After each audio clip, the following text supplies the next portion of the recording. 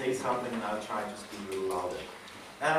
The thing I'm going to, or the paper I'm going to present you today grew out of work for ECLAC, that's the Economic Commission for Latin America and the Caribbean at UNCTAD. And they asked me a couple of years back to look into production networks in the European Union and how they have evolved and how far developing countries, or specifically Mercosur, could learn from that. And that's what I'm going to present you today. I'm first going to talk a little bit more in general about trade integration, production sharing, and development. Then I'd like to talk about how to measure production sharing. I come to the experience in the European Union. Like to look a little bit behind that. Why is it that the European Union developed these production networks? And from that analysis onwards, I would like to ask the question and maybe give a preliminary answer. And how far can this experience be replicated in the rest of the world? And then I will conclude. Well, let's start with some theory here. What are the benefits of regional trade integration? We have touched upon that in a lot of presentations and discussions so far in this workshop. And the traditional neoclassic theory, which I also teach my students, is the static model, which tells you, well, if you do regional trade integration, you have discriminatory liberalization. That means you lower the tariffs with some partners, keep them with others.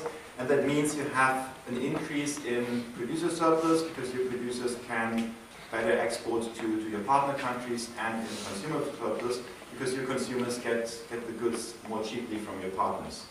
So consumers benefit here from lower prices, producers benefit from preferential market access. We discussed that yesterday as well, or the day before yesterday, there is loss of efficiency through trade diversion. So far so good, that's the static model, we all know this.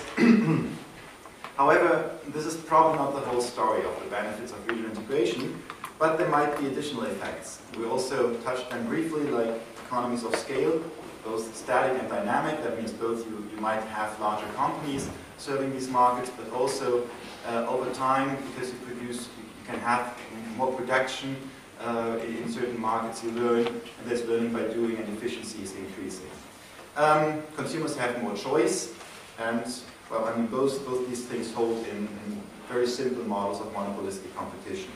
And then there's something which is not very well covered in textbooks, and that is the fact that at least in Europe, a very large share of our inter-regional trade is actually trade in intermediate goods. So it's not that we just build cars in Germany and sell them to France, and they build cars there and sell them to Germany, or they make cheese and sell it to Germany, but we trade the parts and components of these cars and the machinery. And I believe this is a very important part of the story. Let me tell you why. I think this production sharing, and there's ample evidence in the literature on the spillovers, is a tool to transfer and develop technological knowledge. And there are a number of theoretical arguments here. You have the learning by doing. So if you are a less developed country and you get to do certain tasks which are basically beyond your initial comparative advantage, you might improve and you might shift your comparative advantage into higher value-added goods. You might have technology transfer because the company sourcing parts from you, they are going to tell you what specifications you need to have, and they might even help you in the organization of your production. You have spillovers, and you have economies of scale, as I said earlier. So basically, production sharing, well, this is from the point of view of the poorer countries, and for the richer countries, this production sharing is a tool of improving competitiveness here. And if we look into these arguments, we can say that most likely we are going to see these effects in manufacturing of products which have a reasonable amount of complexity. So probably if we just produce flour out of wheat, this is not a level where we have a lot of spillovers because this is not a very complex process. But if we build a car and the bolts and maybe even the transmission or the engine comes from someplace else, this is something where we transmit and transfer knowledge. So this is what I'm going to talk about today. So the question here is, so I'm focusing on vertically integrated international manufacturing activities. And the question here is, how do we measure that? And often we have the global Lloyd index, that's the intensity, measures the intensity of inter-industry trade, and this is often used as an indicator for productive integration. This indicator is defined as 1 minus the absolute value of the exports in one sector minus the imports of one sector, divided by exports plus imports in that sector. And let's assume now we only trade within one industry, so we import lots of cars and parts and we export a lot of cars and parts. Then in the extreme, our export and imports in that sector are exactly the same. So this here is 0, so this index is 1. So the Ragoobur index is 1 if we only have intra-industry trade, it's 0 if we do not have any inter-industry trade. However, this is a nice indicator, but it has some problem. It cannot distinguish between market integration and productive integration, and let me tell you that. So it cannot really distinguish whether you start trading. This is an example. Let's assume we have Volkswagen here, and they get parts from the German suppliers, and then they sell to the German consumers. And we have the French car company Renault, gets French parts, sells to French consumers. And the Ragoobur index actually cannot really distinguish whether we have an integration at this level, where the car industry sells just the cars to both consumers in both countries, or if we have an integration on this production stage, where we get the parts from Volkswagen from French suppliers and German suppliers, and Renault sources also parts from German suppliers and French suppliers. And because this is what we're interested in, and not so much the car trade, I think this indicator is not the best to measure. Another concept found in the literature is that we look at inter-firm trade. That means we look, well, how much big multinational corporations trade between its subsidiaries in different countries. In principle, this can show the vertical integration of a production process within a single firm, but we have two problems here. The first problem is, of course, the data is not widely available, because they're transfer pricing within the firms, and they usually do not publish exactly what they produce where and what they deliver where. The second problem is, and this is probably more important, that productive networks do not need to be within one firm. They can be done through FDI, so you can have, you can just build a factory in another country and produce some things, but they also can be done by buying parts from independent suppliers, and actually which model you choose has to do with a number of factors. In some Asian countries, for example, the textile industry was built mainly through FDI. China had a lot of FDI in the textile industry at the beginning. In some other countries, Bangladesh, for example, you have a lot of sourcing, outsourcing. That means you just buy from companies which are not really affiliated or don't belong to your company. Or just take the example of Apple. Apple is producing the iPhones with Foxconn in China. This is productive integration, because everything comes from, plans come from Apple, everything is designed and managed by Apple, but it's not part of Apple. And the German car industry has a tradition of sourcing from independent suppliers. They have not been integrating vertically, but you have very strong suppliers of certain parts and components, and they deliver them to different car companies. And this is also an important element of the story of knowledge spillover between firms. So what else can we do? And I came up with the idea to go into the detailed trade data, and it took the data from the newer SITC revisions. They provide details on trade in parts. And I think I used a concept which was first pioneered by Eads in 1998, changed it a little bit, and used this data to evaluate productive integration.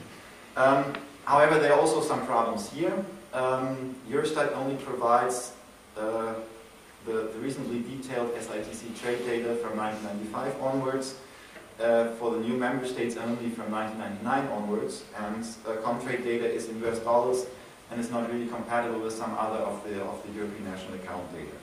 So nevertheless, I think this is the best option, and I'll show you some of the results. And I did use the Eurostat data which was available. There's some problems with European data. I'll go through them very quickly. And we have a number of structural breaks in this data and changes in misreporting the data. For example, when EU was enlarged, transit deliveries into Germany, Austria, and Italy might have been misreported as being imported into these countries. You see that when Poland and the other countries joined the EU, the surge in imports from these countries in Germany, Austria, and Italy, according to statistics, but you have a drop in imports, for example, in Spain and France and Netherlands, which actually is an indicator that there's something misreporting going on, because there isn't any other explanation for these problems in the data. The problem is that we don't have customs controls within Europe anymore, and there's of course now growing missing trade because of that. So trade which does not turn up in the statistics.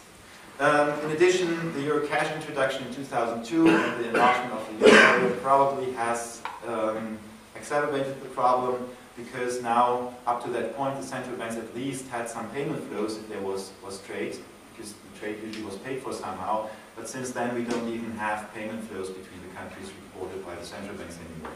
Nevertheless, I think one can work with this data. And what my idea was here, I was trying to measure the importance of the trade in parts and components relative to economic activity in the country. And this gives us a simple index, which I have called RITP in that work. And this allows us first to compare between countries, how strongly they are integrated into productive networks, and second, to trace the development over time. So which SITC headings, that means which categories of goods did I consider? I started with the SIT7 group. This is basically transport equipment and machinery. And my reasoning here was because they are reasonably complex. They're most important production manufacturing sector for Europe, and it's well reported in trade data. So you get very many details in this under this group. So I looked into all 80 subcategories, which are parts and components, and the data has then been analyzed. And the 10 most important types of parts and components in inter-European trade have been selected. And for these 10 subcategories, the trade over time and across space has been analyzed. Well, the index I'll show you in a moment. And they computed them separately for the trade within the EU 25 and outside EU 25. So you can see whether countries are just in European, that means regional production network, or whether they are included in trans-regional production networks. And of course, the higher the index, that means we have more trade in these parts and components. And then I was concluding, I was saying, this is an indicator how many potential spillovers you have. So now we have an indicator for productive integration. And let me give you some of the results. The top 10 categories in parts and components trade in EU 25 is first, parts and accessories of motor vehicles. Then we have electrical apparatus for switching or protecting electrical circuits, parts and accessories of office machinery and data processing machines, equipment for distributing electricity, transmission shafts and parts thereof, parts of not very closely detailed parts of airplanes and helicopters, parts for turbojets, turbopropellers, certain kinds of construction machinery, non-electric parts and accessories of machinery, parts of engines, generators, and so on.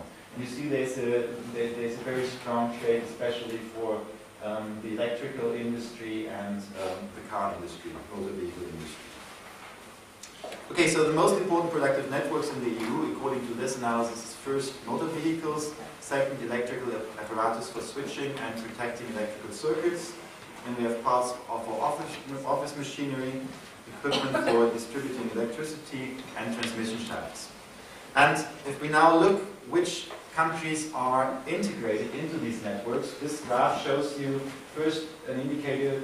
Red one is the integration into extra-EU networks, that means with outside Europe, and the green within Europe. And what you see here is that most strongly integrated within Europe are actually countries like Slovakia, Czech Republic, Hungary, Slovenia, Estonia, so these post-communist countries. And we have Belgium, Romania, Austria, Poland, Sweden, Germany, Netherlands. What's interesting, on the top of on the bottom of this scale, we have Greece, which even though they have been member of the European Union for a long time, Greece never managed really to be integrated in these networks. Italy is not really integrated, the UK is not really integrated, but this shouldn't be very surprising because the UK just doesn't have much manufacturing. Because we measure this relative to GDP, if you don't produce any not many manufactured goods in these sectors, of course you're not integrated much. Okay, what's also interesting here is that you have much stronger integration in these networks within the EU than with outside the EU. Okay, so this is the share of this trade in parts and components in your total trade. And you see here that this is really important for these countries.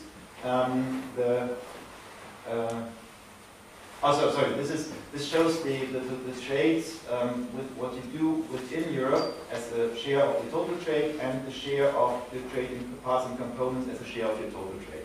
And what you see here is the red is the share in total trade, and the green is that in parts and components. And you see here that except Ireland and the Netherlands, all countries have a larger share. They trade more of their trades and components with the EU25 than in goods in total. So, and Ireland is probably an outlier here because they have been an assembly platform for a number of US companies. For example, Dell Computing used to assemble the computers in Ireland. But that shows that actually this trade in parts and components is quite important. Yes. Oh, you said, but which period is that? Is it averages for? Sorry, I used the data from 1995 to 2007 for the countries which, I think this is probably 2007. I used, for the whole analysis, I started in 1995. I'll show over time in a moment. This is 2007. This is the end point of the procedure. It's just 1 year. It's just 1 year, but I stopped just prior to the financial crisis because after that you have a lot of disruptions in the data. I'll show you the development over time in a moment. I have another graph for that because you see that in some countries it has, well, there are different dynamics which we can observe. Okay, so EU orientation in productive networks is larger for all of these countries than in general trade. So which countries have the strongest productive integration with the rest of the EU? And this shows you the result once again on the map. And what's really interesting to see is that this clusters around here. And you have Estonia and you have a little bit of, or you have Sweden still in there, but the other countries are not that much integrated. And this is in which countries would you have the strongest increase in productive integration. And here I used for the old member states 95 to 2007 and for the new member states 1999 to 2007. And you see that actually also in this area around here, productive integration has most grown since 2000. So it's again, it's Germany, the neighboring country, the neighboring post-socialist countries. Hungary here looks like there hasn't happened much. But one of the reasons is that in Hungary we have seen some development prior to the beginning of the reporting for Eurostat. They already had quite a decent level of productive integration when this data set started in 1999. Okay, if you use country size and productive integration, you find what you would expect. The larger your GDP, the lower your integration into these production networks. But we have some outliers here. And this is up here. And again, these are our former communist countries, Slovakia, Hungary, and Czech Republic. I mean, of course, you would expect something like this because if you're a larger country and more diversified, you can produce more of the parts at home. Okay, what are the benefits from that? And sorry, this slide is not quite well laid out here. Interestingly, if you look into the productivity catch-up during that time, you see that there's a very strong correlation between those countries actually engaging in these productive networks and the productivity growth. And annual productivity growth in Slovakia, the Czech Republic, and Slovenia, countries which are very strong in these networks, in Poland, have been, above 3%, and in Slovakia even 5%. And if we break that further down by industry level, we see that productivity in Slovakia has really surged in the car industry. Okay, so what are the findings here? Stylized facts are integration is strongest in the geographical center of the EU. Some of the EU member states, of the new EU member states, now show the highest degree of integration and the strongest increase. The low-income member states, the old low-income member states like Portugal, Greece, and Spain show a lower degree of integration than one might have expected given their size, and especially since they've been in this union for much longer. And in these cases, if you look into the details, you can even find out that productive integration has receded over the years after the year 2000. So the production networks, they now play sometimes a smaller role than it did a decade ago. There are some other differences. The reach of productive networks, if you go into the core of the EU, you see that there are productive networks, strong networks for several sectors and categories. For example, there we have cars and electrical equipment and so on. If you go to Spain and Portugal, you see they are not very much integrated in electrical equipment, but a little bit only strong in the motor vehicle industry. And in Ireland, networks are strong in office equipment. This is something one would expect. Bulgaria has a strong network in electrical parts. So, is this a good level of productive integration? Is it adequate, inadequate, or excessive? In Germany, we had a political discussion whether this was a good thing or not. This was led by one of the most famous German economists, Tandrayen Ragoobur, who was claiming that all this is just showing that Germany is losing competitiveness. He was saying Germany is pushed out of the world market. I don't think he would now still support this hypothesis, especially with the euro crisis, but nevertheless this caused a political uproar. So there was a question then here whether this might have gone too far. Actually, I would say, well, at some point it might have gone too far because some firms found out that they went beyond the optimal level. They moved back some stages of production later. But overall, I think it has helped the German industry and the German manufacturing sector to defend its position in the world market. From the Southern European perspective, Greece, Portugal, Spain and Italy, I mean, you've heard that yesterday, I'm sure with Jan Prieben at the EU Commission, one of the problems is that productivity didn't increase in these countries. And so you might say possibly they have been inadequately involved in these production networks. So that's one of the reasons why they now have weak export product structure and low productivity growth. And from the Eastern European perspective, you would say, well, this is adequate because it obviously helped to increase productivity quickly. So let me just talk a little bit about what is behind this European experience, why did that happen, and what well, you from developing countries can learn from it. But first, I have to say there's no explicit EU policy for fostering productive integration. This is just something which happened by the markets. You can say that is a reaction of companies to growing competitive pressure within Europe and in the world market. And this is when German companies went for this international outsourcing. If you look into the actors from the private sector, you can see that the big companies were first, but the medium-sized companies, small and mid-sized companies followed, and they especially built their production networks in Central Europe, which was geographically very close to their home base. I said before, there were no explicit program of fostering productive networks. One exception might be the airport industry. But there have been something called the structural funds. The technical terms are European Regional Development Fund and Cohesion Fund, and they finance investment in transport infrastructure. So if we talk about trans-European transport infrastructure, this has been partly financed by these funds. It has also financed local research and development, and it has financed local training. And well, there have been in the Central and Eastern European countries, there have been some local subsidies also trying to attract companies which come from, or which are part of these production networks. The spending of the EU might have been, well, wasn't that large. The EU budget is about 1% of GDP. 30% of that is spent on cohesion funds, which I talked about earlier. The rest is spent on things like agriculture, which probably didn't have much influence on these productive networks.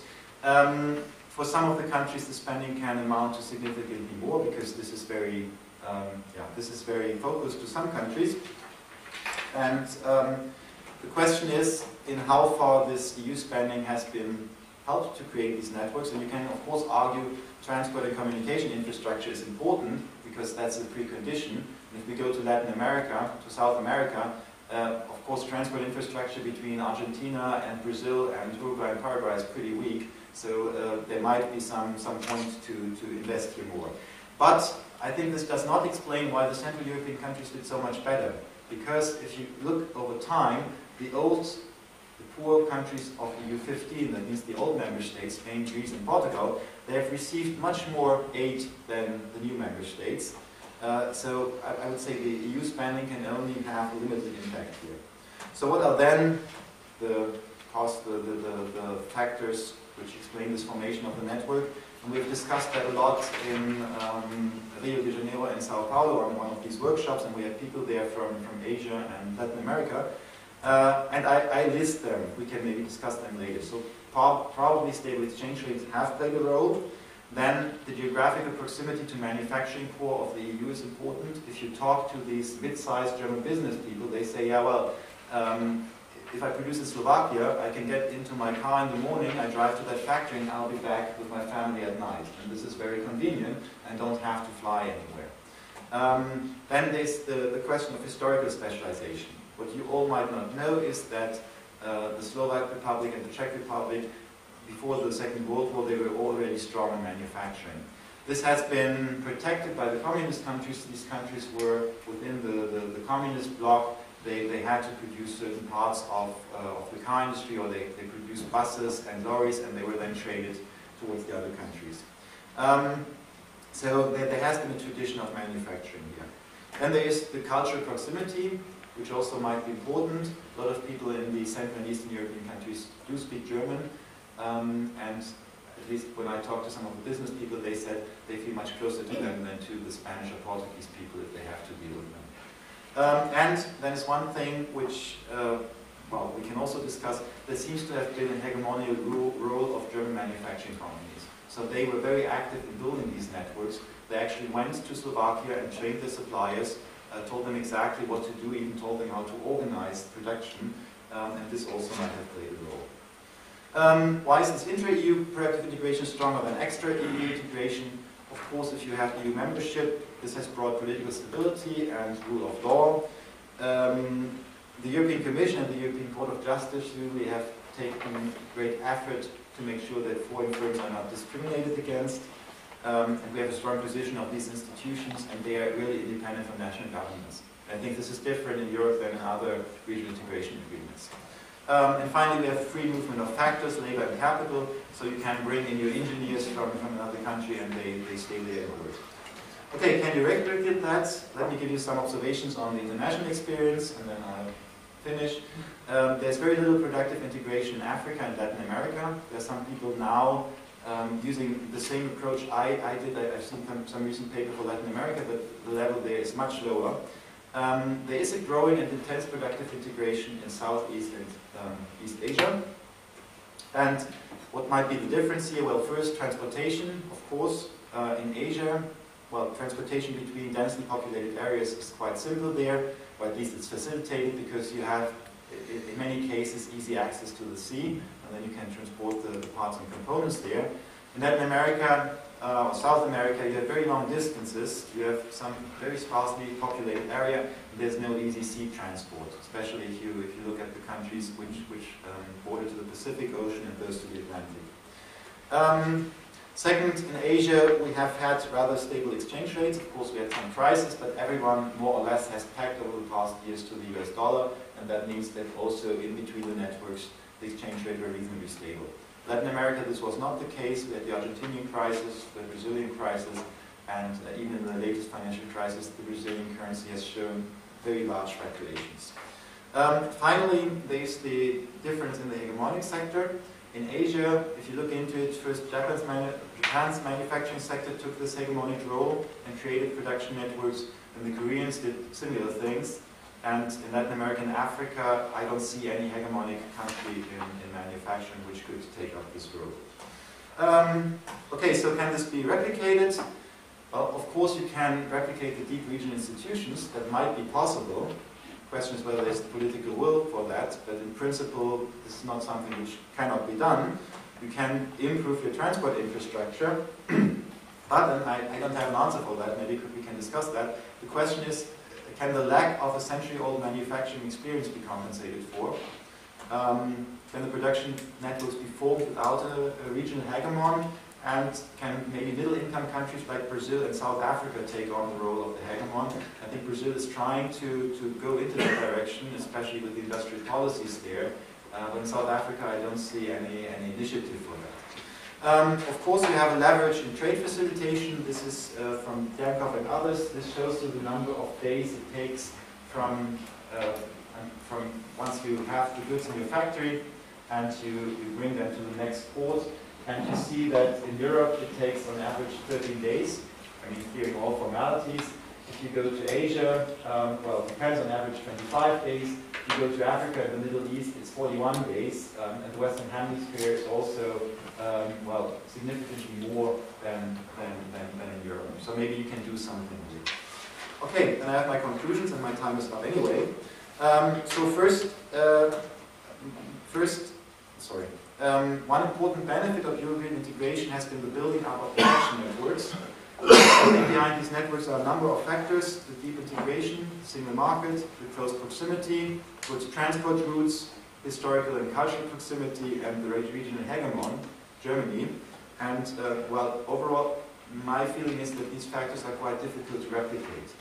Okay, thank you very much for your attention.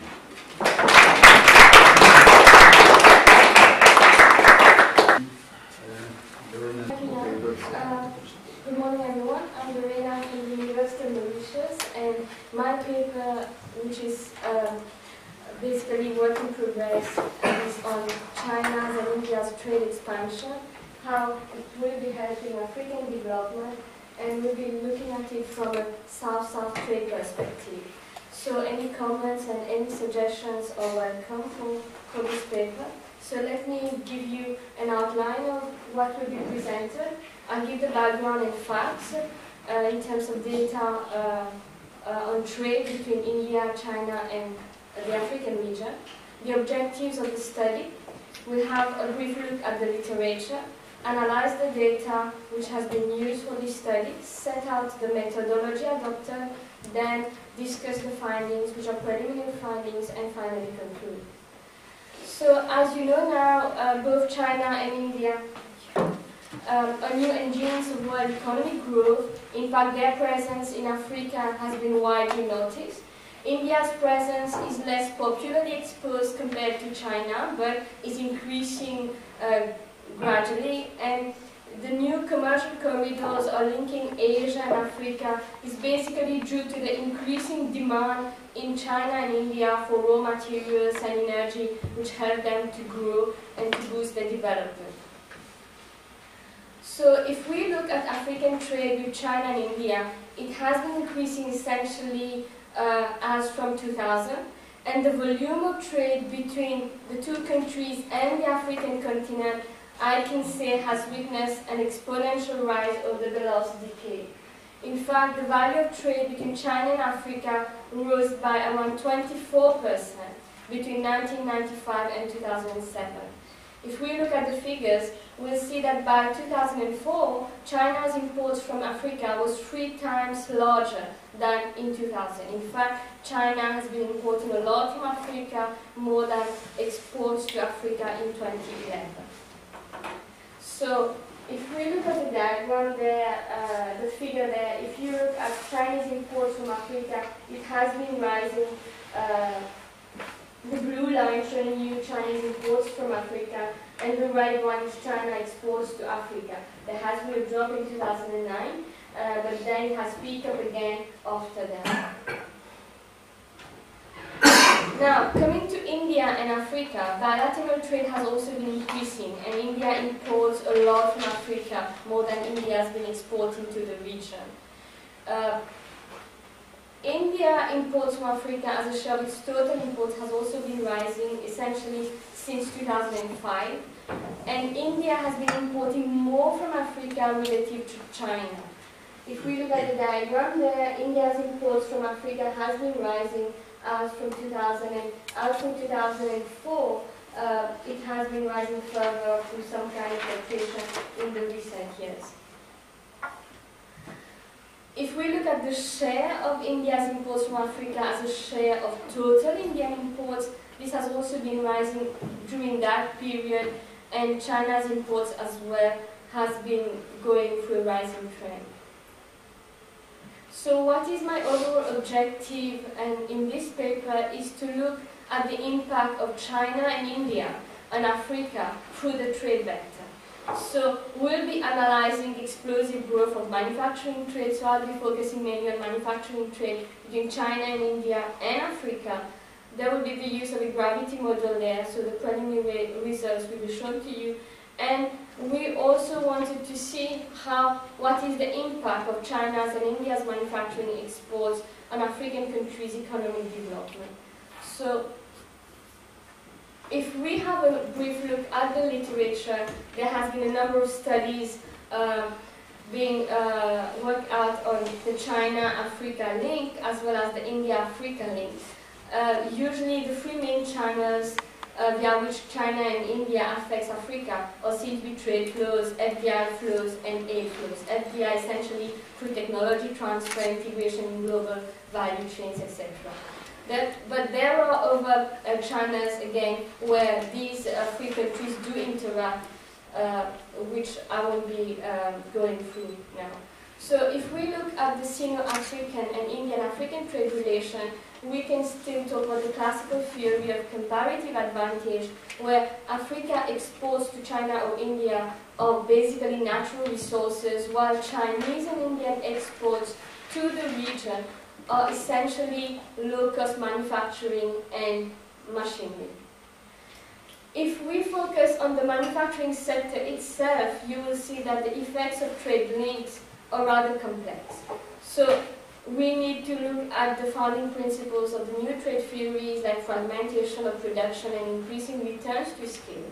In fact, all depend on how these countries interact, the interaction between countries in the African region with India and China differ across countries. So if nations producing goods highly demanded by China and India, like oil, minerals, etc., there is likely to be a significant growth in exports. If countries exporting products in competition with China or India's goods, then exports are likely to fall, while these countries can still benefit in terms of lower prices. So it depends as to what kind of goods are being traded between the three blocks, I'll say, and it depends in terms of competition as well. So if the importers, for instance, also have domestic industries that compete in the local market with Chinese or Indian exports, then there will be some kind of distributional effects between producers and consumers.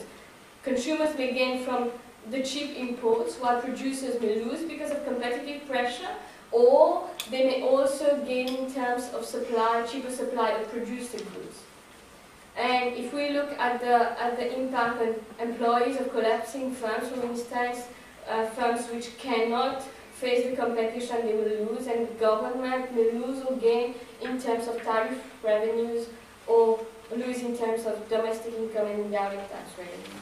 So, in fact, given now the increasing importance of export orientation of the African region, China's impact on African manufacturing could be even bigger, and we need, however, to understand the competitive position of African manufacturers. If manufacturing imports, for instance, are capital and intermediate goods, their impact could be different from that of finished consumer goods. So the studies which have been there show that China is a tough competitor to those countries that produce and export goods similar to its exports. But if we look at competition from China and India, one study by Jenkins and Edwards 2005, they argue that it's not a challenge for most African countries because they do not have similar export structures. And even if there is some kind of competition between these countries, it is increasingly becoming impossible for poor countries of the region to compete with these countries also because they have low labor costs. Essentially, if they can't compete in labor-intensive manufacturers, and in that case, there has been studies which provide evidence that there is increasingly re-specialization into primary products, at least in the medium term. However, if there is increasing commodity demand from China and, to some extent, India as well, then this will tend to push developing countries to go into specialization towards the primary sector. And we all know that such products are characterized by high price volatility, deterioration in terms of trade, and limited scope for technological development. So further specialization in primary production may in fact be harmful in terms of technological development and long-term growth. So this is just an overview of the theory. If I look at the data, and like I said, the paper focuses essentially on manufacturing sector and manufacturing exports. So China's total manufacturing exports to Africa is the green, the red trend there, and India's total manufacturing exports to Africa, as you see, is much lower compared to Chinese manufacturing exports to the region.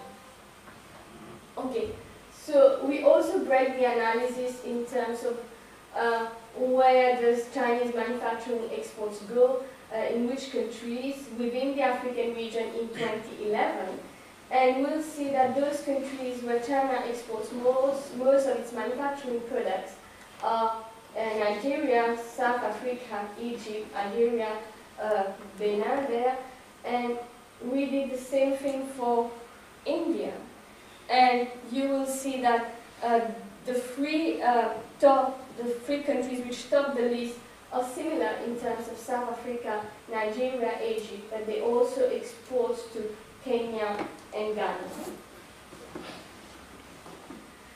We also did a breakdown in terms of products and look at what main manufacturing exports go to Africa as a share of total exports of China to Africa. So if we have a look, we'll see in terms of the shaded part there that these exports are mainly in terms of electronic equipment, appliances, machinery, vehicles as well. So these are basically those goods which enter the African market. India's main manufacturing exports to Africa as a percentage of India's total exports to the region. You will see machinery, electrical appliances as well, vehicles, you have products, distillation products, pharmaceutical products, etc. So these products look like similar when we look at manufacturing exports from China and India to the region.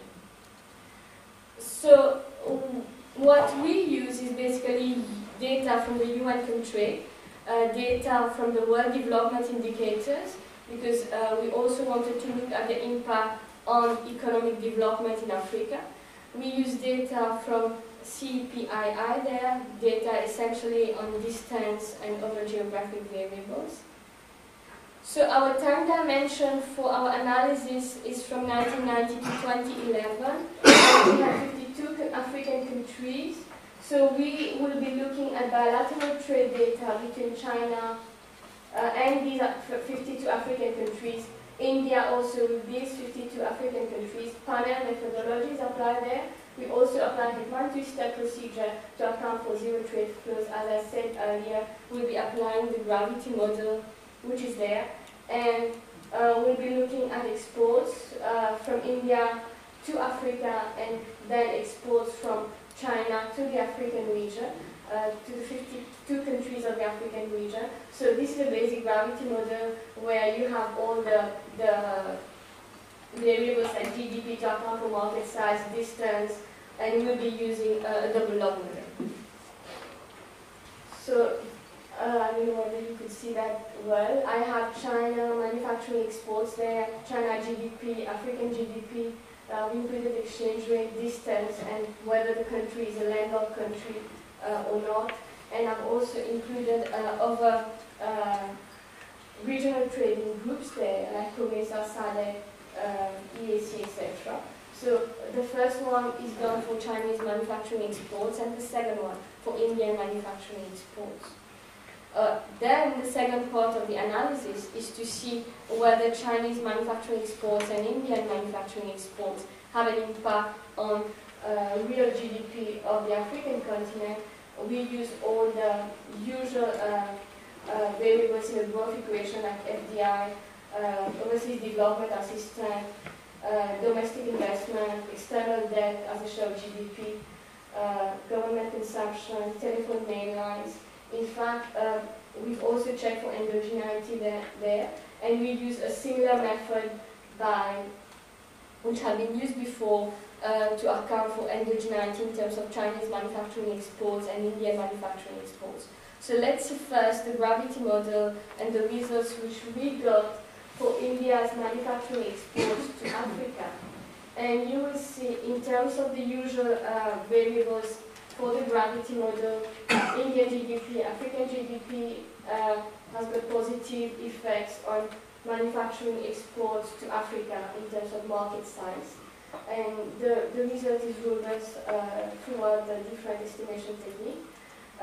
This trend has a negative implication on trade between the two regions. Landlocked also negative and significant across headline estimates and GLS estimates there.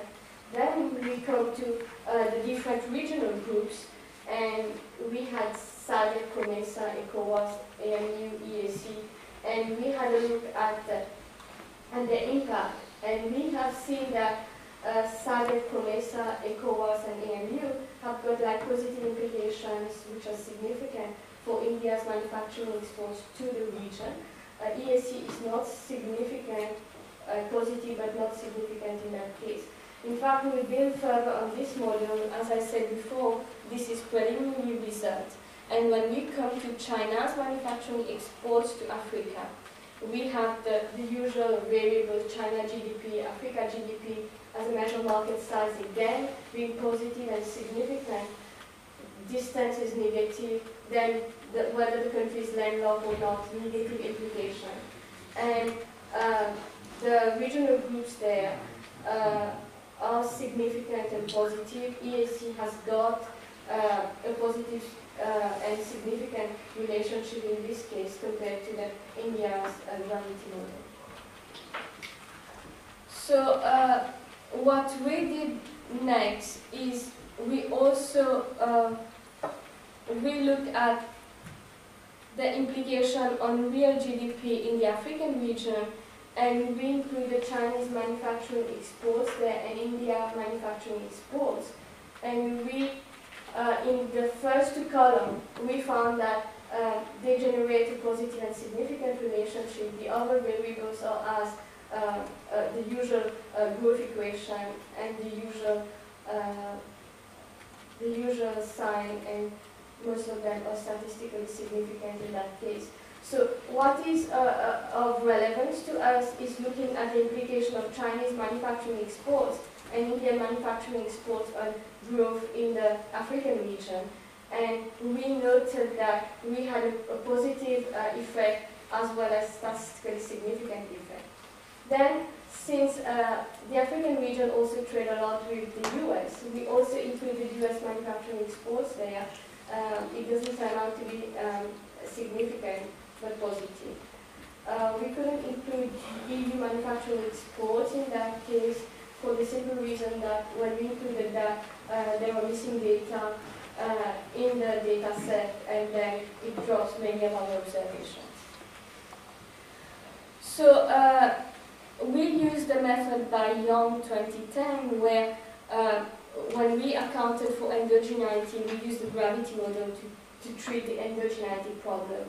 But after treating the endogeneity problem, then the instrumental variable estimates still give us the same positive and significant result in terms of Chinese and Indian manufacturing exports.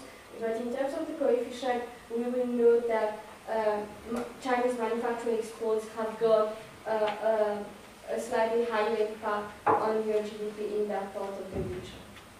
So, as I said before, these results are preliminary results, and I welcome your suggestions and comments, and this will be to extend the model further and the analysis further. So what we have done is basically looking at China and India manufacturing exports to Africa. We've applied the gravity model, and then we wanted to see also the impact on growth in that region. So we treated the endogeneity problem but still we would like to extend the work further and include multiple RTAs, etc., and also build on the econometrics model. So I will be having any policy implication there because it's still work in progress. Thank you.